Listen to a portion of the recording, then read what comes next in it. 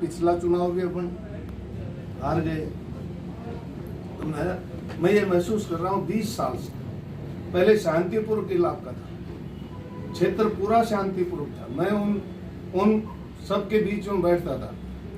गरीबी ज्यादा थी, अब से शिक्षा कम थी, साधन भी कम थे, लेकिन शांत।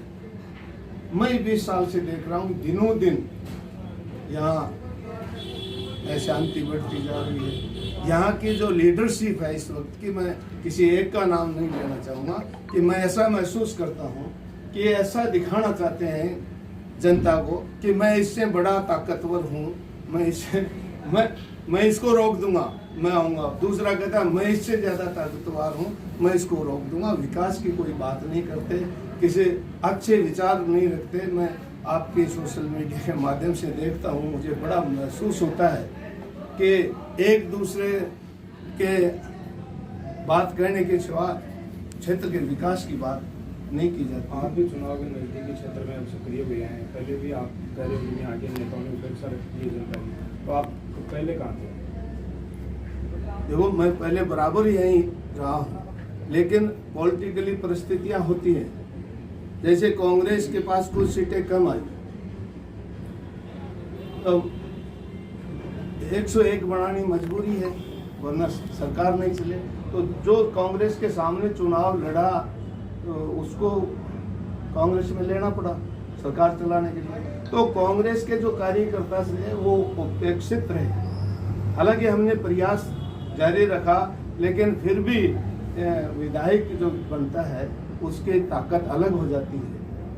मैं आप कह रहे हो कि उदयपुर वाटी से मेरा पुराना नाता रहा है, लगाव रहा है, लेकिन आप अभी भी झुंझुनू ग्रामीण से आप ब्लॉक अध्यक्ष हैं। उदयपुर वाटी से कभी आप यहाँ पार्टी में भी सक्रिय नहीं रहे हैं। अब चुनाव के नजदीक आप देख रहे हैं। मैं झुंझुनू से ब्लॉक अध्यक्ष नहीं हूँ, एक तो पहले ये बताऊँ। और मैं जब से मैं ब्लॉक अध्यक्ष बना हूँ, जब से मैं जिला कांग्रेस में आया हूँ 1999 से, तब से मैं संगठन की तरफ से उदयपुर वाटी विधानसभा का प्रभारी रहा हूँ।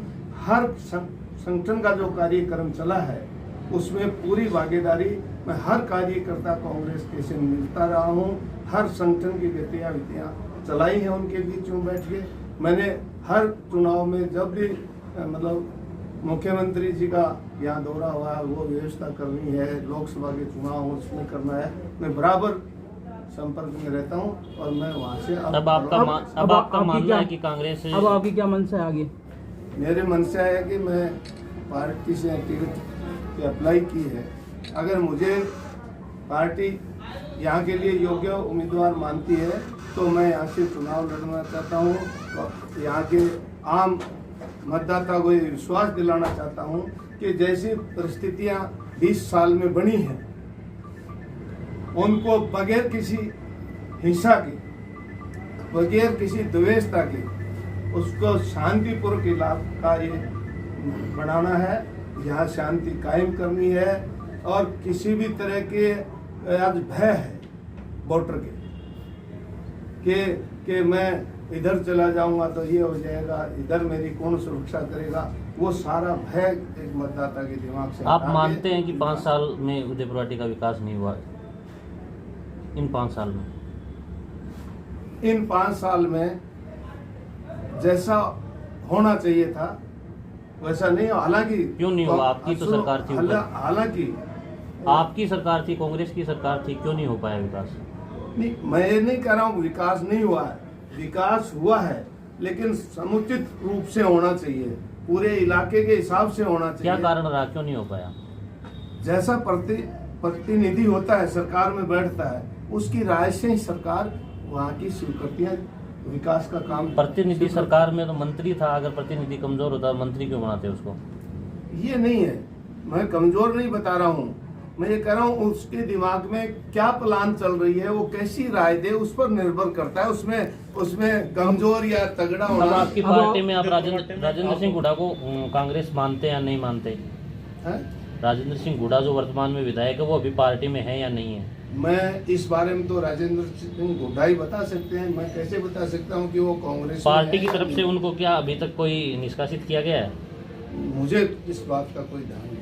उदयपुर वाटी में आपको ऐसे कौन से मुद्दे नज़र आते हैं जो कि आप मतलब आते हैं प्रत्याशी तो वो मुद्दे आप सामने रखोगे लोगों को? देखो, सबसे पहले तो मेरा ये मानना है कि जैसे जिले में अन्य विधानसभाओं में जैसा विकास हुआ है और जैसा माहौल है, वो माहौल यहाँ शांतिपूर्वक कायम करना सबसे प्राथमिकता रही है।